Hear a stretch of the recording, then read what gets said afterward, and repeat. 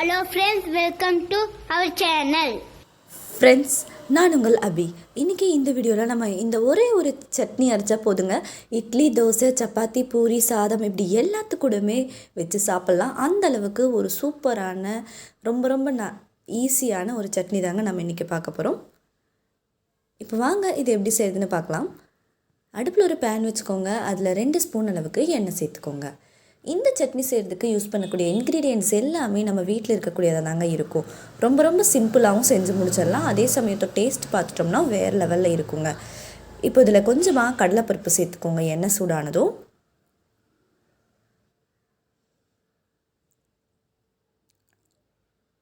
இதோடவே ஒரு 4-5 பல் பூண்டு சேர்த்துட்டு மிளகாய் காரத்துக்கு ஏற்ற மாதிரி கூட குறைய சேர்த்துக்கலாம். இன்றைக்கி நான் 3 பச்சை மிளகா சேர்த்துருக்குறேன்.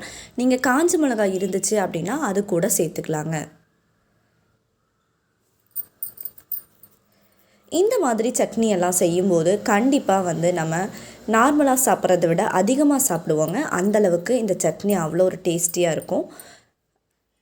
இப்போது நம்ம கழுவி சுத்தம் பண்ணி எடுத்து வச்சுருக்கிற மல்லித்தலை அதை உள்ளே சேர்த்தாச்சுங்க. இன்றைக்கி நான் நல்லா ஒரு கைப்பிடி அளவு மல்லித்தலை எடுத்து கழுவி சுத்தம் பண்ணி வச்சுருந்தேன்.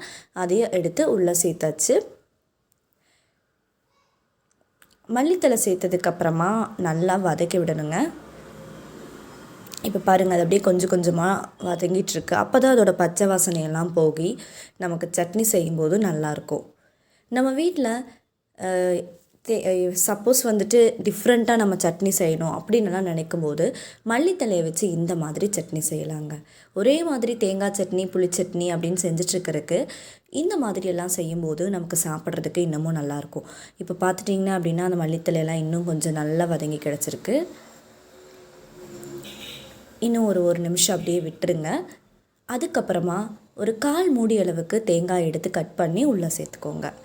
கூடவே கொஞ்சமாக புளி அதையும் சேர்த்துட்டு தேவையான அளவு உப்பு சேர்த்துக்கலாங்க. இது எல்லாம் சேர்த்துட்டு நல்லா ஒரு டைம் கலந்து விட்டுருங்க. இருக்கட்டும். தேங்காய் சேர்த்ததுக்கப்புறமா ஒரு நிமிஷம் மட்டும் விட்டுருங்க. அதுக்கப்புறம் ஸ்டவ் ஆஃப் பண்ணிடலாம். இந்த சட்னி செய்கிறதுக்கு ரொம்பவே சுலபம் தாங்க. சாப்பிட்டு பார்த்துட்டோம்னா நமக்கு இன்னமும் இதை அடிக்கடி செஞ்சு சாப்பிட்ணுன்னு தோணும். அந்தளவுக்கு நல்லாயிருக்கும். ஆறுனதும் ஒரு மிக்ஸி ஜாரில் போட்டுக்கோங்க. லைட்டாக மட்டும் தண்ணி விட்டு இதை அப்படியே நல்லா அரைச்சி எடுத்துக்கலாம். நம்ம எப்போவுமே மல்லி சட்னிக்கு கொஞ்சமாக தண்ணி விட்டால் தான் நல்லாயிருக்கும். இது நீங்களும் உங்கள் வீட்டில் செஞ்சு பார்த்துட்டு எப்படி இருந்துச்சு அப்படிங்கிறத மறக்காமல் எனக்கு கமெண்ட் பண்ணுங்கள். இதை நான் இன்றைக்கி தோசை கூட வச்சு டேஸ்ட் பண்ண போகிறேன். நீங்கள் சாதத்தை கூட பிசைஞ்சு சாப்பிட்டிங்கன்னா கூட இது அவ்வளோ ஒரு டேஸ்ட்டாக இருக்கும். இந்த வீடியோ பிடிச்சா லைக் பண்ணுங்க, ஷேர் பண்ணுங்க, கமெண்ட் பண்ணுங்க.